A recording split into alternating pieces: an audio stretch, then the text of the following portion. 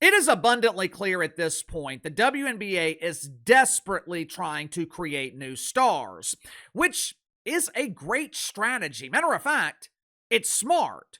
As a business, and for the first time in their existence, the WNBA is attempting to operate as an actual business.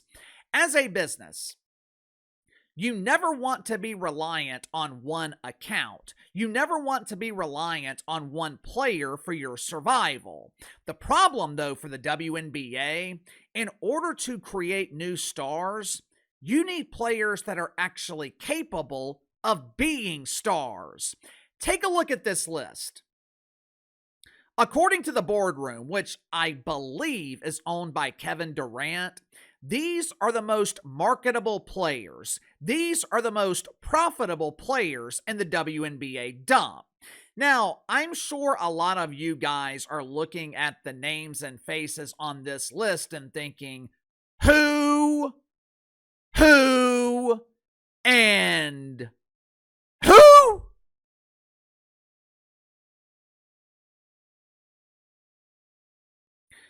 We are barely a week into the regular season, and it is clear that the WNBA and their pretend friends in the mainstream media, they are trying to diminish Caitlin Clark.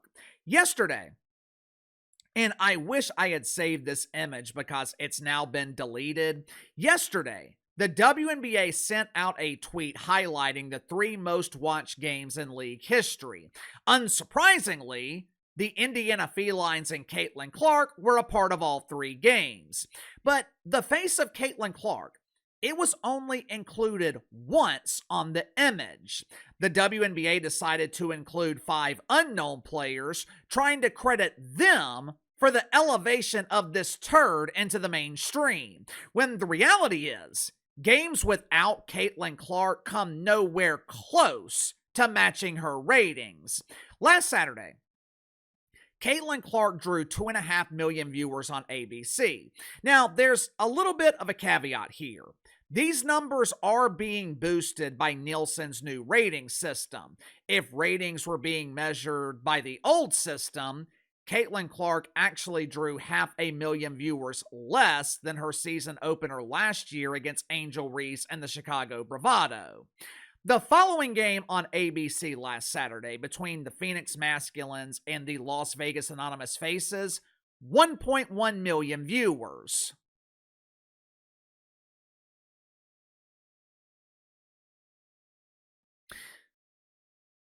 In the span of a few minutes, almost 1.5 million people told the WNBA to get off my TV. It was even worse Monday night on USA Network. The Las Vegas Anonymous Faces, supposedly the most popular team in the league, 529,000 viewers. Even though the Indiana Felines are struggling to sell tickets, as of right now, their game this weekend against the Seattle Spankers, tickets are selling for $28, and this is no bullshit. If you buy tickets, they're also giving you a complimentary wiener. Even though Caitlin Clark has lost some of her momentum, even though her drawing power isn't as strong as it was during her rookie season, there is no denying the fact. Caitlin Clark is still a major draw on television. Now, on the surface, it can be confusing as to why the WNBA would be diminishing their only asset. Some will claim that Caitlin Clark is being diminished over jealousy. Some will claim that Caitlin Clark is being diminished because the WNBA wants to be perceived as the League of Equity and Inclusion. And look, those claims are valid, but unknown players, they've already been paid. Jealousy is a bit easier to deal with when you're staring at multiple commas in your bank account. It doesn't make sense for the WNBA to diminish the Great White Hope. The networks are paying $3 billion for this unentertaining on-court product. So all of the pressure is now on the WNBA to perform. The only reason I can think of The WNBA is extremely concerned about the longevity of Caitlin Clark, both in terms of her drawing power and whether or not she can sustain it, and more importantly, her health. Make sure to like and subscribe. You can follow me on Twitter at KC_BTL84. Link to the main channels in the description below. We are barely a week into the regular season. Caitlin Clark already dealing with nagging injuries. Now you got to remember, she already missed most of last season.